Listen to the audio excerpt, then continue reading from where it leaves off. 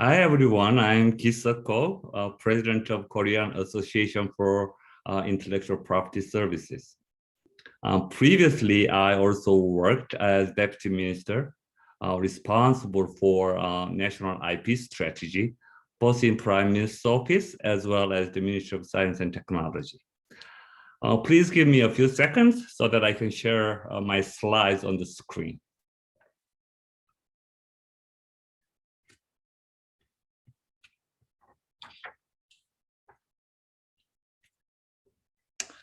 Well, hope everyone can see the screen well enough. And thank you, Mr. Sung Lee, Deltatek CEO, and one of my longtime friends for organizing this wonderful conference.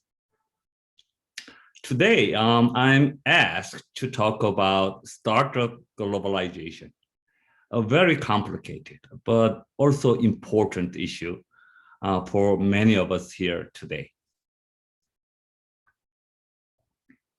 Well, life is short, and I'm given only 10 minutes or so. So without further ado, why don't I just dive into it right away?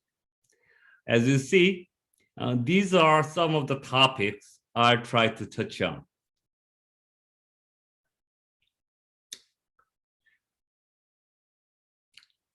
Globalization became a buzzword in business after Thomas Friedman published his book, The World is Flat, in 2005. He is a columnist for the New York Times and three-time Pulitzer winner. Friedman talks about globalization as a flattening or level playing field for startups and smaller companies. In early days, he says, globalization was only a concern for big entities like countries or governments. It then became the key agenda of multinational corporations who wanted to expand their market beyond their own national borders.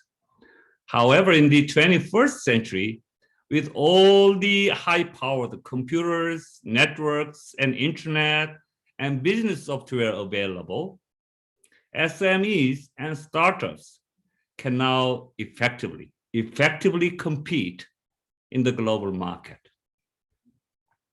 Well, you say, fair enough. The question is then, should tech startups also go for globalization? Instead of boring you by lecturing why and how we might want it, I'll just quote two famous CEOs, both very successful and often a bit flamboyant and colorful too. First, Richard Branson of Virgin Group in England. He talks about thinking big enough to be called crazy. Another one is from Elon Musk, Tesla CEO. He stresses taking risks, not S-covering. You might ask, however, all right, I want to globalize, but what should I do for it? I wrote down here 10 things, or nuts and bolts, so to speak, that I believe will be useful for many of us here. These should be obvious to anyone or company who ever thought about going global. So I just skim over them quickly.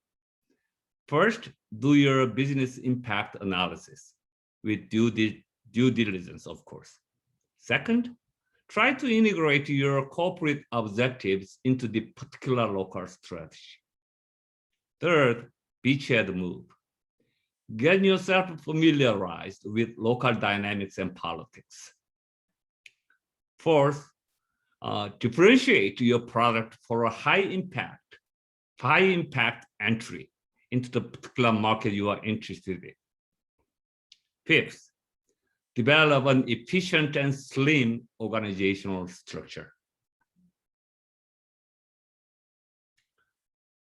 Sixth, also get ready for local laws and regulations. to minimize future risks. 7th, financial readiness. Try to establish accounting, banking, budget, and tax schemes in advance, well in advance.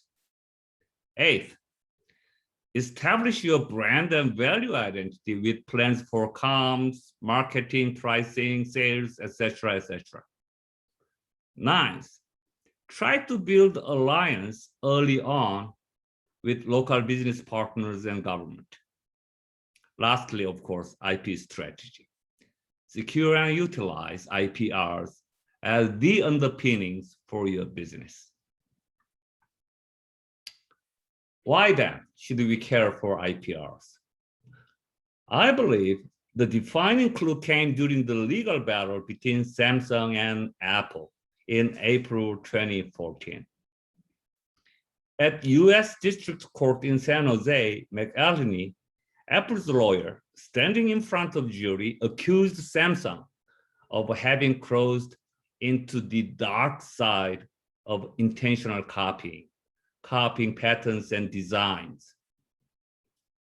John Quinn, however, Samsung lawyer, rebutted strongly that the $2 billion in damages asked by Apple is a gross exaggeration and an insult to the jury's intelligence. This clash of two titans opened up the new era of IPRs, I believe, in the world of business and global trade. So if you want to go global, you need a solid IPRs in your arsenal.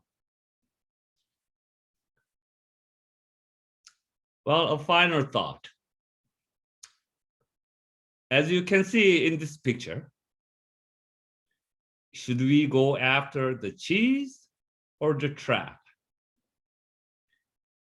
The second mouse might get the cheese, but the cheese is an easier and safer choice if you just want to make a living. But the trap lets you set the game rules and change the world. Just to let you know, if you are interested in going global, why not consider starting with South Korea as one of your base camps? Korea has excellent partner companies in tech business, highly trained and competent workforce, as well as research institutes. And of course, you have KIPES, my association, a one-stop clearinghouse for all your IP service needs. For the last 1.5 years, the whole world has gone through a shock never seen or heard before, COVID-19. Perhaps one of the toughest moments for startups too. However, I want to conclude my talk with a quote that recently truly inspired me. In the face of adversity, we have a choice. We can be bitter or we can be better. What is your North Star?